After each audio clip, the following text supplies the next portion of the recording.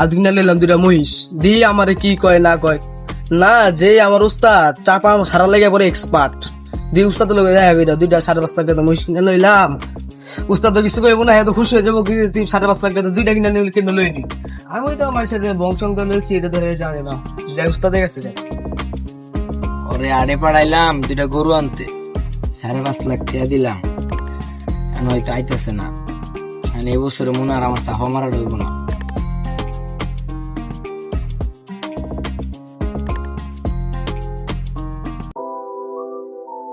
কিরে পেয়েছস? বস আর কই যাসনি তো?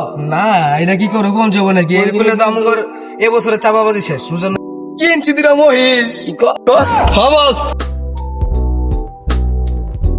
মুশকিল কত লিছি? চালু কর, চালু। 2টা মহিষ হচ্ছে যে 3.5 লাখ টাকা দেয়া কিনে কই না, এটা কই কি তো একটা পয়সা সব দিয়েছে না, গাড়ি ভাড়া দিয়া 5.5 লাখ টাকা পড়ছে। মহিষ 2টা 5.5 লাখ টাকা লাগছে। আচ্ছা সমস্যা নাই, তুই মই 5.5 লাখ দেখবি, তার সমস্যা নাই। এখন তুই যা মুষ্টির কাছে যা, আমি বাইক দিছি। তাহলে আচ্ছা বস, আমি যাই, আমি যে মহিষটা দেখি। আচ্ছা 2টা গরু রইলাম 5.5 লাখ টাকা দে, দেখ সমস্যা নেই। মানুষের তো কম দেবো না, 2টা গরু 5.5 লাখ টাকা নিছে। মানুষের কমও 10.5 লাখ টাকা নিছে, দেখ আমি